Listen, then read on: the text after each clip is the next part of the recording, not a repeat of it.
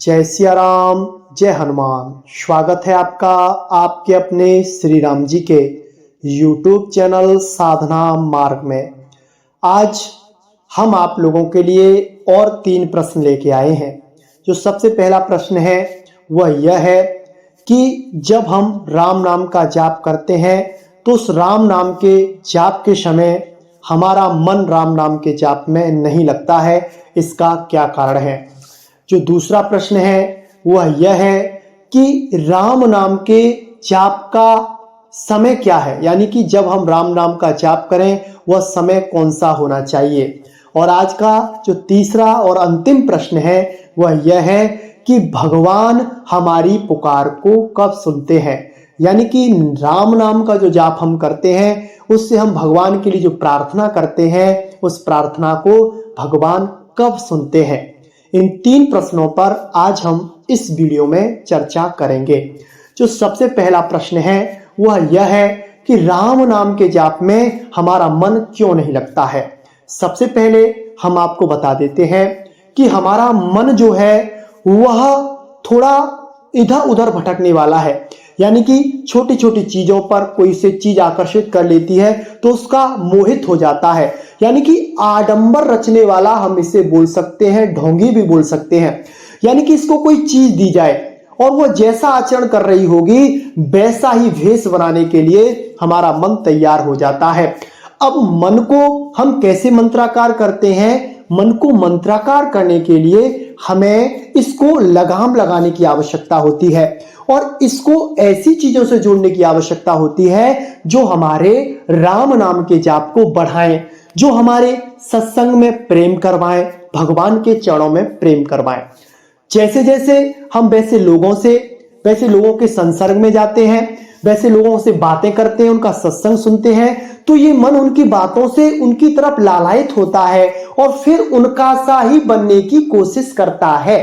तो जैसे जैसे यह मन उनका सा बनने की कोशिश करता है तो फिर इसमें जो पूर्व जन्म के या इस जन्म के कुछ बुरे बुरे संस्कार भरे हुए होते हैं वो आपको नाम जाप से अलग करते हैं, क्योंकि वह मन जो है वह भी बनना चाहता है, ये भी बनना चाहता है। यानी कि मन कभी अघाता नहीं है, यानी कि कभी इसकी तृप्ति पूरी होती ही नहीं है। कभी ये करूं कभी वो करूं, क्योंकि जब तक ये माया में रहता है तब तक इसकी तृप्ति नहीं हो पाती है। लेकिन जब यह नाम से जुड़ जाता है, राम नाम के जाप से जुड़ जाता है और भगवान से जुड़ जाता है तो धीरे धीरे इसके मन से जो माया की परतें हैं वो हटना शुरू हो जाती हैं और धीरे धीरे आपका मन भी राम नाम के जाप में लगने लग जाता है, मन भी आपका राममय हो जाता है।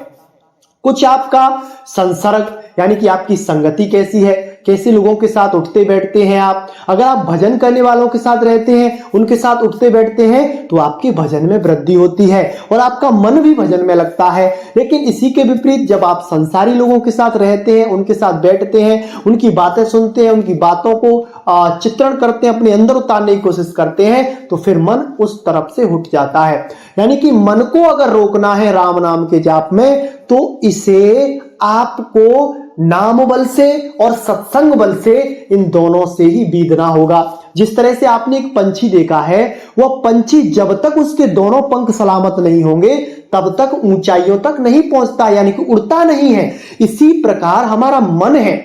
जब तक इसमें सत्संग के और नाम का 2 पर नहीं लगेंगे तब तक यह आध्यात्म की ऊंचाई पे नहीं जाएगा, राम नाम के जाप के अनुभवों को आपको नहीं करा पाएगा। तो ये भी कारण होते हैं राम नाम के जाप में आपका मन न लगने के। अगर ये कारण आपके अंदर आ रहे हैं ये बातें तो इन्हें हटा दीजिए। जो दूसरा प्रश्न है वह यह है कि जैसे ही हम राम नाम का जाप करते हैं और राम नाम के जाप में हम मस्त रहने लगते हैं तो फिर क्या होता है कि हमारे अंदर जो असत भावनाएं होती हैं वो जागृत हो जाती हैं और वह अपना असर दिखाने लगती हैं, क्योंकि हम नाम से जुड़ते हैं तो वो चीजें अपनी पूरी शक्ति में आपके अंदर आती हैं और आपको परेशान करती हैं, आपको विचलित करती हैं, आपसे नाम छुड़वाने की कोशिश में लगी रहती हैं। लेकिन धीरे धीरे उनकी तरंगें जैसे जैसे समाप्त होती जाती हैं वैसे वैसे वह समाप्त होता है, उसकी जो असत भावनाएं वो मिट जाती हैं, फिर धीरे धीरे वो तरंगे और जो असत विचार हैं वो दब जाते हैं, फिर उनका आपके जीवन में कोई प्रभाव नहीं पड़ता और उनकी नकारात्मकता भी आपके जीवन में नहीं आती है। जैसे कि आपने देखा होगा, जैसे दीपावली पर जो हम रोशनी करने वाला एक पटाखा लेके आते जिसमें रोशनी रोशनी होती है, जब हम उसे जलाते हैं तो जलाने के टाइम पर वो कितनी ऊंचाई तक जाती है, कितनी प्रकाश के साथ आपको दिखाई देती है। लेकिन कुछ समय के बाद जैसे जैसे उसके अंदर जो प्रकाश की चीजें भरी हुई हैं वो शांत होती जाती है, मिटती जाती है, तो धीरे धीरे रोशनी कम होती जाती है और एक समय ऐसा आता है कि वह जो पटाखा है वो एकदम शांत हो जाता है। तो इसी तरह से हमारे मन में जो नकारात्मक विचार उठते हैं, जो नेगेटिविटी उठती है, वह सब इसी तरह से समाप्त होती है। इसी तरह से आपके अंदर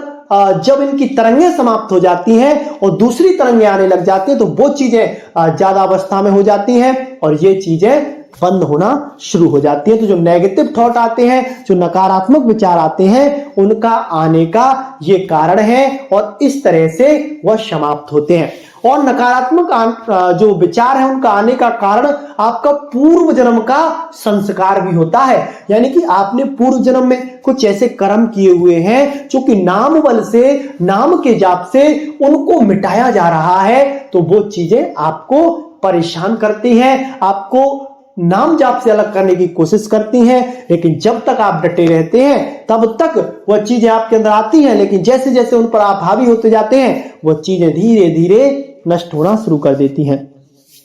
जो तीसरा हमारा प्रश्न है वह यह है कि भगवान हमारी पुकार कब सुनते हैं। देखिए, आपने एक माँ को देखा होगा, माँ का जब तक बच्चा खेल रहा होता है तो माँ अपने काम में लगी रहती है, अच्छे से सारे काम करती है, बच्चे पे इतना ध्यान नहीं देती है। लेकिन जब बच्चा वो रोता है तो उसकी तरफ थोड़ा थोड़ा ध्यान माँ का जाता है, लेकिन बच्चा वो और तेज तेज रोने लगता है तो माँ का और ज्यादा ध्यान उसकी तरफ चला जाता है। और जब वो बच्चा इतनी तेज रोने लगता है कि उसका जो रोना है माँ पे सहन नहीं होता है, तो माँ फिर सारे कार्यों को छोड़कर उस बच्चे को अपनी गोदी में उठाती है और उसको अपना स्तनपान कराती है, उसको अपना दुग्ध पिलाती है, उससे स्नेह करती है, प्यार करती है और जब तक वो चुप नहीं हो जाता तब तक उसके पास रहती है। इसी तरह से जब हम भगवान के सामने जाते हैं और धीरे धीरे उनसे प्रार्थना करना शुरू करते हैं तो प्रार्थनाओं के जरिए हमारी मलिनताएं दूर होती हैं और हमारा भगवान के प्रति, श्री राम जी के प्रति अनुराग जागृत हो जाता है। और जब आपका अनुराग जागृत हो जाता है तो आपको फिर रोना आता है। जब आप धीरे धीरे रोते हैं तो भगवान आपकी तरफ देखते हैं, खुश होते हैं, चलो बच्चा है धीरे धीरे रो रहा है, कुछ समय बाद चुप हो जाएगा। लेकिन जब आपकी अवस्था वो आ जाती है कि आपका रोना बंद नहीं होता है, आपका रोना किसी पे सहन नहीं होता है और सब लोग आपके रोने से या फिर आसपास का वातावरण भी आपके रोने से प्रभावित होने लगता है, तो फिर भगवान दौड़े दौड़े आपके पास आते हैं और आपको अपनी गोदी में उठा लेते हैं और अपना प्रेम रस आप पर बरसाने लगते हैं, अपनी करुणा रूपी दूध आपको प्यार पिलाने लगते हैं। तो ये जो बातें होती हैं, इन बातों से ही आपके अंदर जो बाधाएं हैं वह दूर होती हैं और ये सारी चीजें आना बंद हो जाती हैं और जो हमने बताया है उनका आप अगर अनुसरण कर लेते हैं तो आपका जीवन भी राममय हो जाता है। आज के लिए बस इतना ही, मिलते हैं आपसे बहुत जल्दी ही एक ऐसी ही नई जानकारी के साथ। तब तक के लिए जय सिया राम, जय जय हनुमान।